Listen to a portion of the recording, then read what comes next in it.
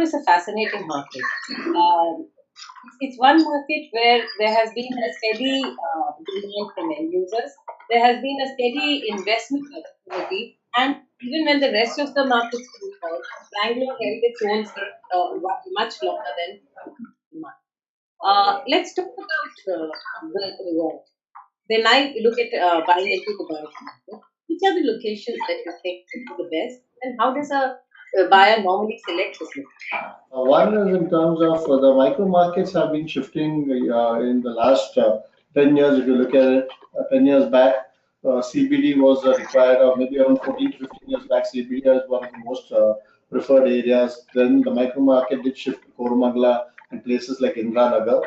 And now, what's happened in the last 15 years is northeast and southeast of Bangalore, initially southeast and now even northeast of Bangalore, have come into the picture in terms of being the emerging micro markets. Largely the reason being most of the IT companies are Bangalore, first of all, is IT driven, largely in terms of states. Most of the IT companies are in this segment of the city.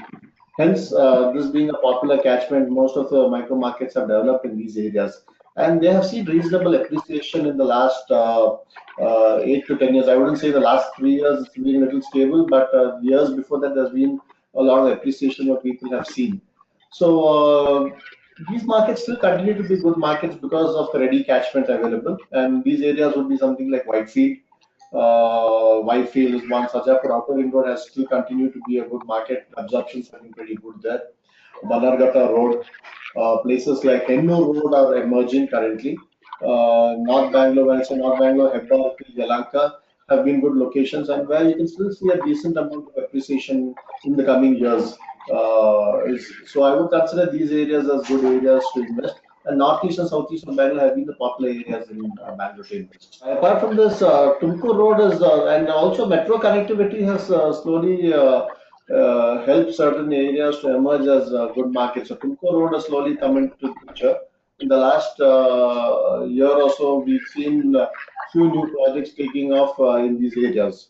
When you look at the areas that are growing, like you said, IT drove Whitefield, Sarjapur Road, and so on, and now North Bangalore actually grew on the back of the airport, right? The new airport. Correct. There has been some amount of problems with infrastructure and so on. Do you think that has fixed itself in North Bangalore in terms of So water? North Bangalore, in terms of infra, I think hasn't really had a connectivity issue because North Bangalore is pretty well connected. Your high-speed road to the airport has ensured that if anybody living at that side of town can reach that side of town in a very decent amount of speed. So if you're in the center of the city and if you're driving towards Yelahanka, 20 minutes is a good time to reach Yelahanka, which is really good considering where we are today. The other areas in North Bangalore and the surrounding areas are places like Jakkur. The connectivity between Jakkur, a place like Jakkur, and a place like Hennur Road has also improved in the last couple of years. And these two roads have played a very significant role in the last few years in terms of real estate. When I say two roads, it's the North Bangalore Road and the Hennur Road via Tanisandra. So these areas are now the new areas which are in terms appreciating mainly because of connectivity to the city. It's closer. It is also a developing micro market. Prices are pretty reasonable to pick up, and we definitely see some scope of appreciation in these areas. So I think North Bangalore till Jakkur is still a great bet to invest. Up to Yelahanka, I would say, is still a great bet to invest. And the peripheral areas around that, like Tanisandra, Hennur Road, or also Sakar Nagar, and these areas are good areas where you can still see appreciation. Who's buying today? Is it the end user or the investor or both? So I think the end user is the larger segment. So for us, it's been almost, I would say almost 90% to 95% of the buyers are all end users. People are not willing to. So when we say investors earlier, there were two kinds of people. One who would invest and go right through till the end of the project and then look at selling the project. The others were speculators who would want to put in money, wait with the project for at least 6 to 8 months, see if there's a decent amount of appreciation, and then exit from the product. Those kind of people very rarely exist today because the speculator market is not it's not lucrative at all anymore. Product appreciation now we've seen has taken place for projects which are towards the end when delivery happens. So these are the kind of projects which are really appreciating. But during the course of construction, the appreciation has been at least on the year-on-year conservatively anywhere between 7 to 8%, in some cases 10 to 12%. So most of the projects are end user driven, and Bangalore is always been largely an end user driven market because of the IT segment.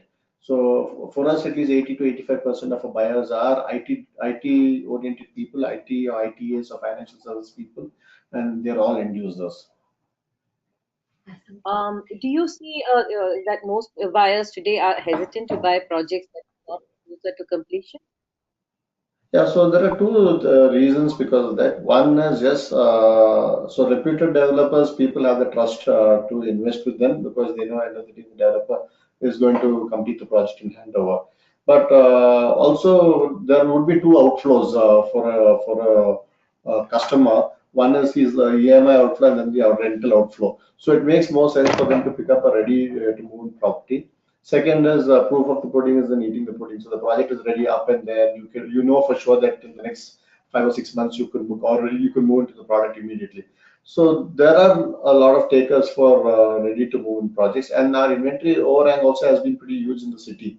So there are a lot of projects which are at good stages of construction, 70, 75%, 80% completed. So, and if you look, it's obvious that the launches also have not been very great, not only because of the inventory overhang, but also because of the RERA coming into picture. People are just waiting to see how it pans out. So, last 3 months to 6 months, there have not been large number of launches. Hence, making it popular for projects which are nearly completion to be picked up. Tell us about your own projects. Tell us a little bit about your projects, the kind of categories you're in, and the stages of completion of your projects. So, assets have projects ranging from around 35 lakhs, which are the studio type of apartments, which go up till around 6 to 7 crores, which are the super premium apartments. Projects are basically, in terms of pricing, are mainly because of the size and the location of the project. So, but largely our focus has been in the segment which has been between the 80 to 1.5 crores to 2 crores segment, because that's where most of the projects are being acquired. A good a row house, for example, a row house project of around a couple of crores, which is a good price today, of around 2,500 square feet, and maybe an apartment anywhere between 60 lakhs to a crore for a two-bedroom, or a crore for a three-bedroom is the sweet spot today, where most people and most projects have been people are picking up units. So we have projects at various stages of construction. So we have a project called Hennur now, which is near Manyata Tech Park. We had a very good launch. We sold almost 45% of the project has been sold because of the Manyata Tech Park catchment. A lot of people have picked up here, and the price also is of a decent price of around 4,800 rupees per square foot, considering the location. If you look at Hebbal, which is close by, for a premium project, it's anywhere between 9,000 to 10,000 rupees per square foot. So the specs are different. So hence, this has been a very popular project where we sold 45% of the project. The other good project which has been well received is a project called 63 Degree East, which is off Jakkur Road. It's right in between Electronic City and the Sajapur Outer Ring Road hub. So, and it is also not very far away from Whitefield if you take the road connecting Vartu. Hence, this project also has been a good project, which we do at least 15 to 20 units month on month. So that's another popular project. The price range of this project is also anywhere between 40 lakhs for a one bedroom, going up to around 70 lakhs for a three bedroom. I'm talking about an all-inclusive price. So most of our projects today are that range. Then we have another project which is a mixed development, a plotted development, which will have a villa on it. You have the option to pick up a plot or a villa. This is called 18 and Oak, which is on Sajapur Road, which has a golf course also, an operational golf course. So that's another project of ours. And then we have few projects coming up in the next this quarter. We would have at least three launches coming up. One in the city, one on North Bangalore, one on Hennur Road, two row house projects, and one villa, one apartment, super premium apartment project which is near Indranagar. So this is what we've planned for this year. Other than that, we have another project called Mark. We don't have much inventory. We're waiting for the next tower to be launched. East Point was another project, and Lumos was another project which we handed over, and people have moved into these projects. Apart from this, we plan to have launches in the coming months. So this financial year, at least, we would see three projects being launched from the How assets. has RERA impacted you? How I'm has sorry, RERA can impacted? you? Yeah, RERA, I think has impacted most developers. It's been more like a wait and watch game.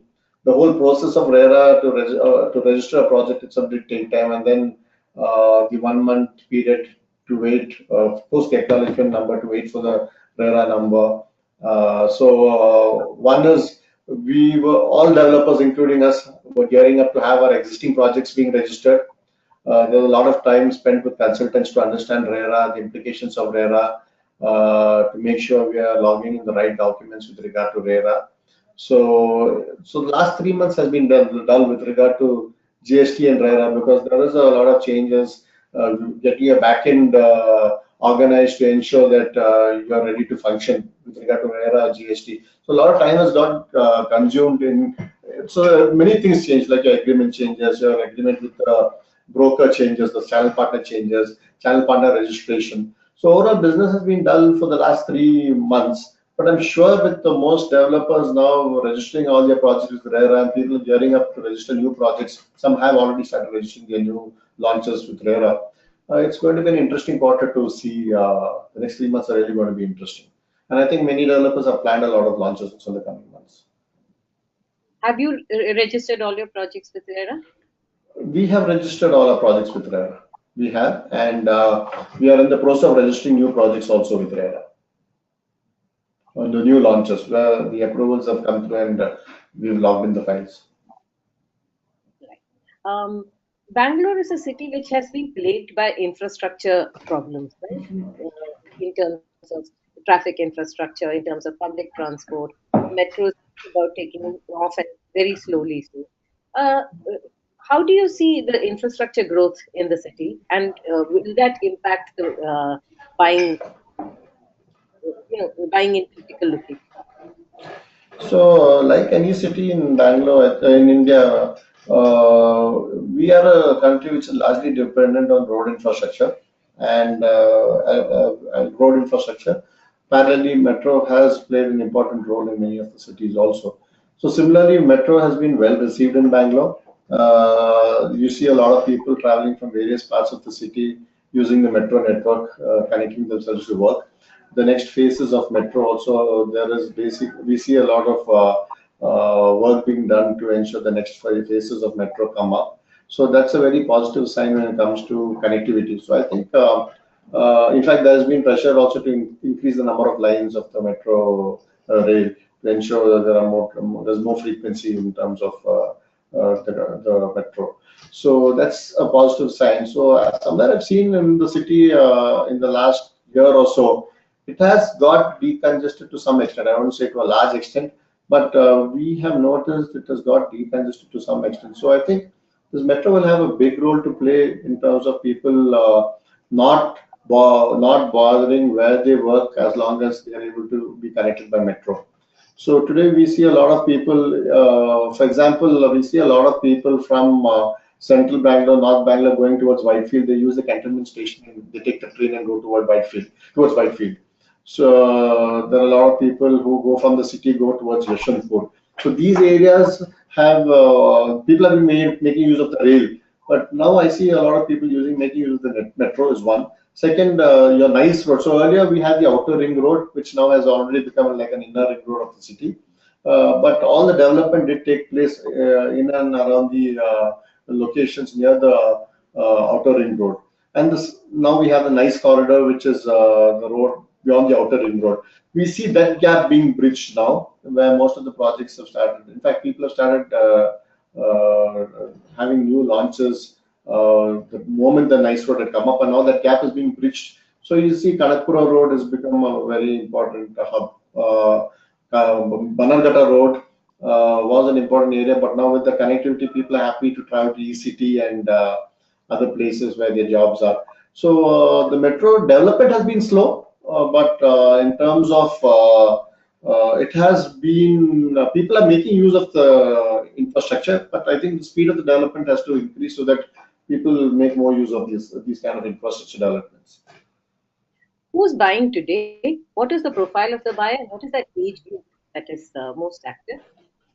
So if I could speak for ourselves, in assets, most of our projects which we've launched recently are in the budget range, like I did mention, between 40 lakhs to around 75 lakhs, which are one, two, and three bedroom. Right? That's the range. And most of our projects are near the, for example, the project near Hebbal is near Magicbricks Tech Park. The other project 63 East is next to Electronic City and Sajapur Outer Ring Road.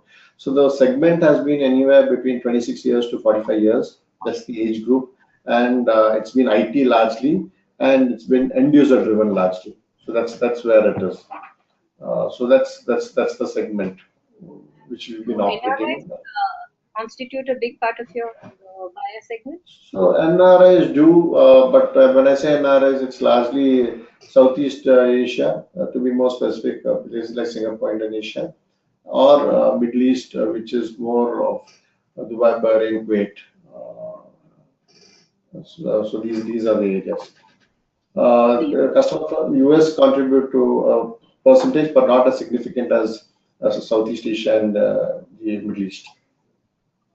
Uh, let's talk about luxury housing. What, in your view, constitutes luxury housing, and what makes it luxury? Is it the location? Is it the size? Is it the amenities or the specifications? All of that. So, in fact, real estate, like anybody would say, it's about location, location, location. So, the critical factor is location. The surroundings of the location are critical. You wouldn't want a very not upmarket area and then develop a very luxurious project in the area. The stature of the project will not suit the location. So it is also it's a mix, but location plays a very important role. The size plays so it is if you are in the city, the apartment sizes are smaller because the cost of the apartment is higher. If you're making bigger projects in the city, obviously the price of the project is expensive. So there is a segment for that. So as people move a little, are willing to move a little away from the city, the size of the unit is very critical because people expect to have luxurious homes where they are very spacious. Specs play an important role. People are very well traveled, but the specs is a choice. It's very personal in terms of taste. What I would like is what something what you wouldn't like. But people have a fixed thing saying that okay, granite is premium, marble is more premium, imported tiles are premium. So specs plays an important role, but largely it's about location and the size of the unit is one. Second, people today are very conscious about green. So if there are good green initiatives in the project, and also if there, for example, people are if you're away from the city, like row houses and villas play an important role because there's a lot of greenery attached to your home. This is what something would something what people would look for. But again, it's a very fine balance about location, size, and the price of the unit. So that's the major balance which people do look for. And if you look at any one location, say near Whitefield, a large number of people would be, the people who are working there who buy, say, 35 lakh to about 85, 90 lakh housing. But in the same location, who are the buyers of your luxury property, right? So when I say IT, there are different tiers in terms of IT as well. So for example, for someone who's been living in a rented house, just starting his career, husband, wife who just worked for a few years with a household income of 1 lakh, it's around 50,000 each. By 50% of your salary goes into EMIs. You're paying for a house which is around anywhere close to 50-55 lakhs. I'm just saying using a thumb rule mechanism of 1,000 rupees per lakh EMI. So that's the household income. So a TG of anywhere between 45 to around 40 years to around 50 years. The household income is as good as anywhere between 6 to 8 lakhs minimum if you're a very senior person in the IT space. So for an 8 lakh household income, you're able to afford you'll be able to afford a 4 crore loan. So the luxury projects, if anywhere between 2.5 to 3 crores are the ones which are doing well, where people are willing to pick up, and this TG is a good 15-20% at least. So these are the people who are really picking up homes. Apart from that, you do have NRIs, you do have people who are graduating from their first home and getting into the second home. Then they have made some decent appreciation when they bought their first home because of the price, and now they're able to sell it at a very decent rate. So they're able to put that money into it. So that's the TG which is looking at these luxury projects. In a slowing market, the upgrade market seems to be, in most cities, it seems to be a little slow. People are waiting to sell. There are more sellers who want to sell and then upgrade to a newer, larger house. Do you find the same thing in Bangalore? So yeah, definitely. So with so much with the inventory overhang, like I did mention earlier, inventory overhang is anywhere between 75 to 85,000 units. So when you have inventory overhang, yes, people are finding it difficult. But if you also notice, there's another trend where this inventory which is available would not be the great inventory which is available in terms of stock. In some cases, there are residual inventory which is available. In some cases, it is inventory which may not be of a great developer. So suppose if I had invested in a project around 10 years back, where the developer is of a good caliber, graded developer, we know for sure the quality of the structure, the building, and the specs used are superior. And also the location has been good, where there has been a decent amount of appreciation. There are some good add-ons. Suppose I have a small terrace area, which is where somebody wants lunch space, or I have a small backyard, which is a green area, or I have a penthouse, for example, which is not a very huge penthouse, or I have a premium location unit. There are definitely buyers who would like to pick up these units rather than going for a new unit. So there is a percentage of resales which definitely do happen in the city. And like any city, yes, the overall trend may not be great in terms of people picking up homes, but resales do happen, and these are the homes which get picked up faster than the inventory which is available. Do you offer discounts, schemes, and so on to bring buyers in a weaker market? So discounts has become a trend of the day. So I think all developers are offering discounts whether you like it or not. So and the customer also expects a hard bargain. So customers also do expect some price negotiation to come on the table. So they are also under pressure in terms of to sell off the inventory. So there would be some negotiation which happens, which is viable for the customer, viable for the developer is one. Second, yes, there are a lot of schemes available to make it attractive for the customer. So there are schemes like your no pre EMI scheme, or there would be a deferred payment schedule given to customers, or to ensure that there's a unit which happens, sale which happens, and there's also a cash flow which is not affected. So there is a deferred payment schedule. There are also freebies like kitchens and furniture which are provided so that it becomes part of your whole sale option. So somebody buying a unit gets it with all the furniture and the kitchenette. When I say furniture, I mean wardrobes and kitchenette. So yes, I think that's been part of the marketing strategy. Well, it's been part of the marketing strategy by most companies. So we also do offer things like that, and it's been well received by most customers. Tell us how you were impacted by 2017 by the series of policy changes, and what do you expect in 2018? The only thing is everybody waiting for the budget, which is scheduled to come in February. Yes, GST did impact. There has been an increase in the overall cost of the unit. Uh, Capital markets have been stable because of the ample supply of your pipeline. So that's how it is. But the good things to be seen is there have been demands in specific areas, specific micro markets, where People are, I mean, people, see, end of the day, people need to also invest money and people need to buy homes. So it's not that everybody has stopped buying homes. So people have been buying homes. They've been a little more picky, a little more careful, and the whole buying process, at least the lead time of a sale is what would be, for example, 20 days earlier has gone to around 45 days. People are shopping in the market in terms of going and checking out most developers. So this is one trend on one side. But apart from that, there has been a demand. It's not that people have not bought homes. So there has been a demand. But only thing, how do you ensure that the demand there's a far leap or there's a far jump in terms of people wanting to pick up homes? How do you create that kind of scenario? So there are policy changes. Yes, GST reduction can motivate people to buy. Reduction in registration costs and creating a uniformity in all cities for registration costs. It's something which people can think about so that there's a demand created for homes. That's one thing, decreasing the interest rate, which they have been doing. But something very motivating can really help developers to sell more units.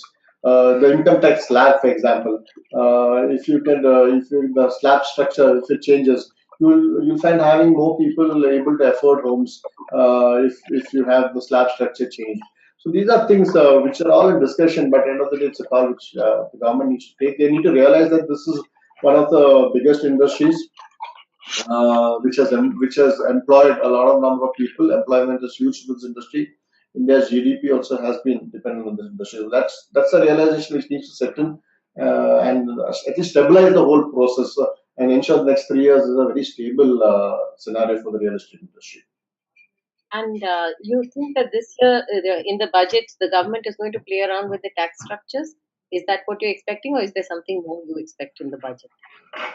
I think I mean it's the last budget for the ruling government currently for the current ruling government. So I mean, I think they would have something thrown in. I we hope they would have something thrown in for the customer. It has to be very pro for the customer. But I think it's anybody's guess. So it's like a wait and watch. I have nothing really to. I would have nothing really to comment on that. But I feel it would be a populist budget.